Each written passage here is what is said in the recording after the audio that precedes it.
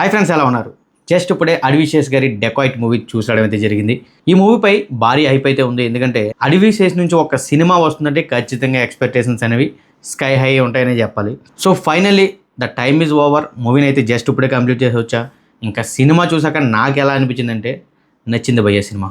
ఈ సినిమాకి చాలా పాజిటివ్స్ ఉన్నాయి అండ్ అలాగే మస్ట్ వాచ్ ఇన్ థియేటర్స్ అని చెప్తా. అంతలా ఏముంది, పాజిటివ్స్లో మాట్లాడుకుందాం. అలాగే కొన్ని నెగిటివ్స్ ఉన్నాయి, అవి కూడా ఎండ్లో డిస్కస్ చేస్తా. ముఖ్యంగా నాకు బాగా మైనస్ అనిపించిన ఒక పాయింట్ ఉంది, ఎండ్లో చెప్తాను. సో వీడియో ఎండ్ వరకు చూడండి. రివ్యూ నచ్చితే లైక్ చేయండి. ఇంకా ఎవరైనా సబ్స్క్రైబ్ చేసుకోకుండా చూస్తూ ఉంటే సబ్స్క్రైబ్ చేసుకుని సపోర్ట్ అయితే చేయండి. ఇకపోతే ఈ డెకాయిట్ మూవీ గురించి చెప్పాలి అంటే ట్రైలర్లో వాళ్ళు ఏదైతే చూపించారో, అంటే ట్రైలర్ చూసినప్పుడు స్టోరీ ఇలా ఉండబోతుందేమో అని మనం గెస్ చేయలేకపోయాం. బట్ ట్రైలర్లో వాళ్ళు ఏదైతే చూపించారో సినిమాలో కూడా అదే ఉంది. Hero and heroine Hari and Saraswati ఇద్దరు ప్రేమించుకుంటారు. ఆ తర్వాత హీరోయిన్ మనం మృణాల్ ఠాకూర్ అడవిశేష్ని ఒక కేసులో ఇరికించి జైలుకి పంపించడం జరుగుతుంది. ఆ తర్వాత హీరో హరి బయటకు వచ్చి మళ్ళీ తనను కలవడం జరుగుతుంది. అసలు ఎందుకు కలిసారు వీళ్ళు? ప్రేమించుకోవడానిక, లేదంటే తన రివెంజ్ని తీర్చుకోవడానిక?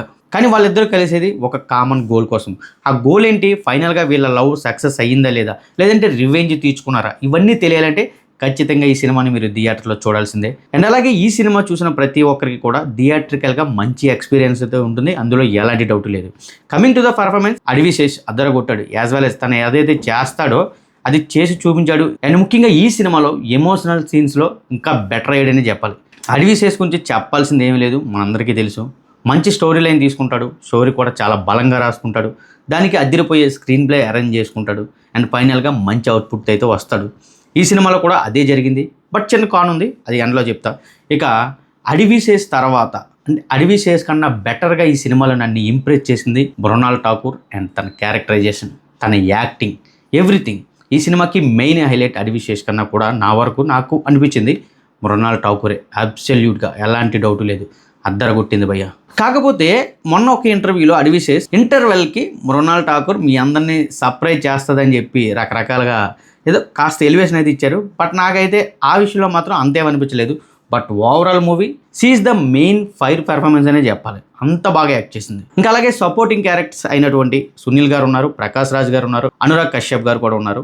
సో వీళ్ళందరిలో కూడా అనురాగ్ కశ్యప్ గారికి మంచి రోల్ పడింది. అంటే మిగతా క్యారెక్టర్లతో పోలిస్తే ఆయనకి పడిన రోల్ అనేది కొంచెం బెటర్ ఉంది. ఆయన గురించి తెలుసు, బెస్ట్ యాక్టర్, బెస్ట్ పెర్ఫార్మెన్స్ అయితే ఇచ్చారు.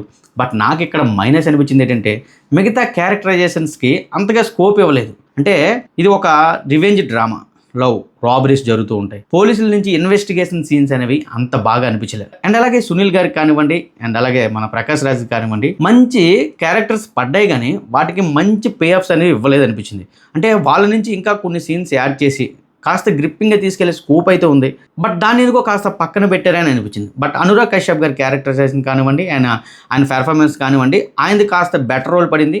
ఆయన కూడా టూ గుడ్ ఇచ్చాడనే చెప్పాలి. ఇంకా ఒకరిద్దరని కాదు, సినిమాలో ఉన్న ప్రతి క్యారెక్టర్ ఎంటర్టైన్ చేస్తుంది, థియేటర్కి ఉక్కై చూసేలా చేస్తుంది, అందులో ఎలాంటి డౌట్ లేదు. ఇకపోతే టెక్నికల్గా మూవీ అనేది ఎడిటింగ్ చాలా బాగుంది అండ్ అలాగే బీజిఎం అండ్ సాంగ్స్ కూడా పర్లేదు, బాగానే ఉన్నాయి.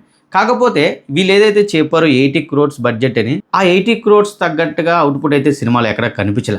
మ్యాక్సిమం మూవీని సెట్స్లోనే తీశారు. ఎందుకంటే సినిమాలో క్లియర్గా కొన్ని సెట్ పీసెస్ ఇది సెట్లోనే తీశారు అని తెలిసిపోయేలాగే ఉంది. ఈ సినిమాకి మెయిన్లీ నాకు బాగా మైనస్ అనిపించింది ఏంటి అంటే అడవిశేష్ గారి నుంచి ఒక డెకాయిడ్ అనే మూవీ వచ్చింది, బాగుంది, ఎంజాయ్ చేసేలా ఉంది. బట్ తన ప్రీవియస్ మూవీస్తో పోలిస్తే డెకాయిట్ ఖచ్చితంగా వెనకబడిందనే చెప్పాలి. ఎందుకంటే అడవిశేష్ నటించిన హిట్ 2 ఒక్క మూవీని పక్కన పెడితే ఆయన నుంచి వచ్చిన మిగతా ఏ సినిమాలతో పోల్చినా సరే డెకాయిడ్ అనేది కాస్త వెనకబడే ఉంటుంది. ఓవరాల్ మూవీ బాగుంది, బట్ అడవిశేష్ నుంచి వచ్చిన ప్రోడక్ట్స్లో ఎందుకో కాస్త ఈ సినిమాలో స్టోరీ పరంగా అండ్ అలాగే స్క్రీన్ ప్లే పరంగా ఎందుకో తగ్గిందని ఫీలింగ్ కలిగింది. ఇక్కడ స్టోరీ మొత్తం కూడా కాస్త ప్రిడిక్టబుల్గా వెళ్తుంది అండ్ అలాగే స్టార్టింగ్లో ఇంట్రడక్షన్ సీన్స్కి కూడా చాలా టైం తీసుకున్నారు.